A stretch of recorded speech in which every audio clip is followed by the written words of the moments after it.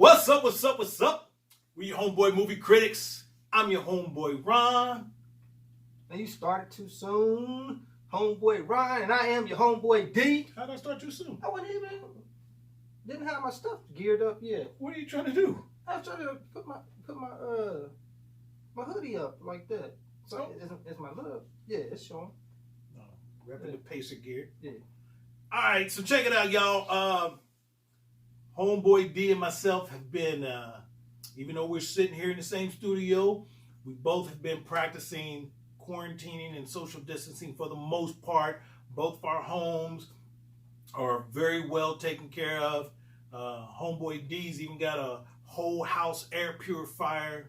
So I felt safe enough to allow him over to the studio. My clothes is purified. My skin is purified.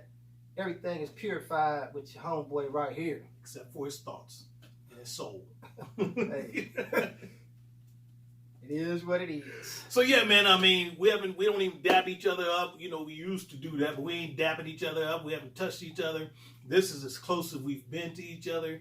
Speaking of that, back before all this little whole virus thing broke out, when people would want to shake your hand, you always would do like that. And now, I'm thinking like, that was genius. I was ahead of the curve. He always would fist pound somebody, never open hands, shake them. And sometimes we had conversations like, I was like, man, that's kind of rude. You disrespectful. Just fist bumping. And then sometimes I've seen people put their hand out and he just pulled back. And I was like, wow, the dude's crazy. I was committed. But now, he was already practicing this kind of, as far as touching thing, long years and years and years before this whole breakout thing right now. So that's true. I ain't never ever shaking nobody else's hand. Well, good. Welcome to I've been a bit of a germaphobe almost, not my whole life, but a greater part of my adult life. And I would say,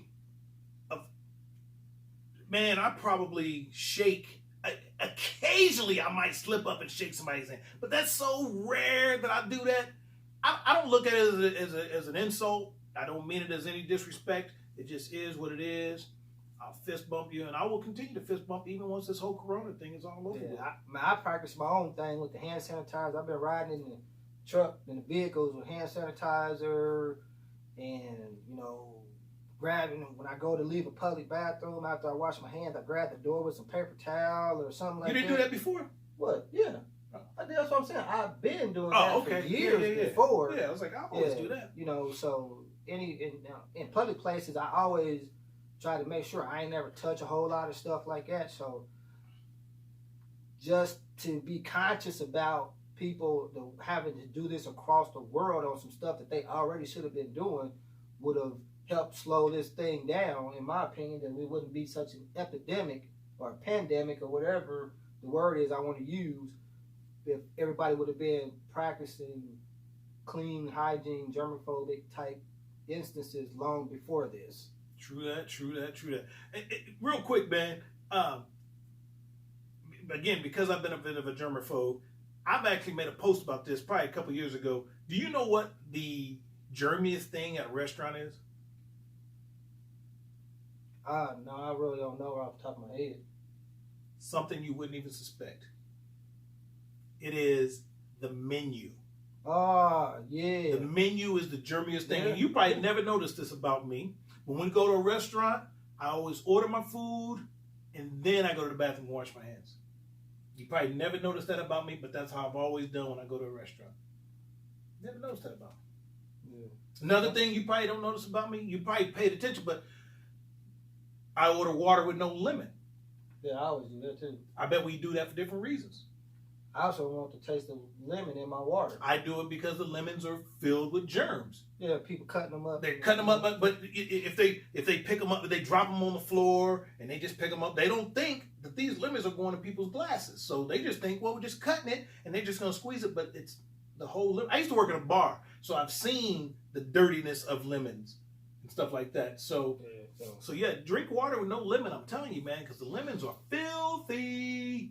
So this is our homeboy PSA We don't really have a review for this one right here. We just want to do a PSA, bring it to you, man. Wash your hands, get you some hand sanitizer. I know it's not a whole lot of hand sanitizer out there on the shelves right now. You just gotta do what you can do. You know, stay away from people and keep your distance. Even if you are an essential person, you have to go to work.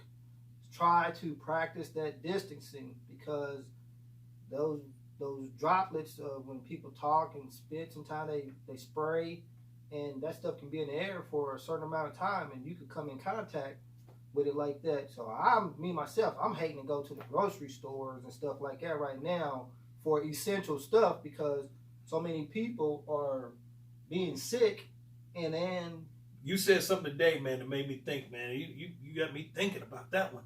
Yeah. You said when somebody might cough or sneeze before I even show up, I'm not even on the scene yet, right, and that cloud is in the door. Let's say they cough right in the doorway, and then you come in a minute later. You know, they've already moved on. Yeah, they've already walked on. Yeah, and that cloud, 10 minutes. that cloud of germs is right there, and you walk right through it. And then, you know, maybe you just take a deep breath right before you walk in.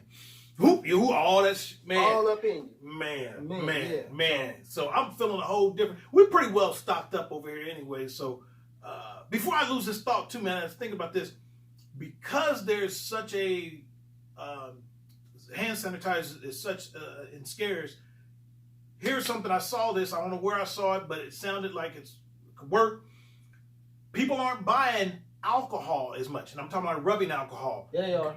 Are they really? Oh, yeah. Is that going? I was looking for that too. Okay, because I was going to say, if you can get your hand on some alcohol, maybe you already got some at home, just do a little mix in a bottle, in a spray bottle of alcohol, make it as strong as you want it. You know what I mean? Alcohol, maybe 2 parts alcohol, 1 part water. I don't know the mixture, but put it in a spray bottle, and there's your hand sanitizer, because the whole purpose is the alcohol. So, but if alcohol is gone. The alcohol's gone. Oh, okay, So, okay. Yeah, I checked on that the other day myself. Okay. When I had to go into the CVS. My girl made a like a disinfectant, she's using it for like the countertops and stuff. She put it in like some sort of bottle. She made it. I'm not sure. I didn't even ask her what she made it with, but she found something, and then something concentrated, and then mixed it with water, and now we have our own little solution. Because when she goes to the grocery store and she comes home, you need to disinfect all those items that you got at the grocery store. Yeah. So wipe your milk down, wipe your juices down, wipe your boxes down, and then you got to wipe your counter down that you unloaded all your groceries on. It's crazy that we got to go through this shit, man, but you got to do it, people. If you want to stay healthy, stay safe, that's what you got to do. We got to change with the times. So check it out. It's your Homeboy's PSA. That's all we got for this one. Make sure you check us out. We out, y'all.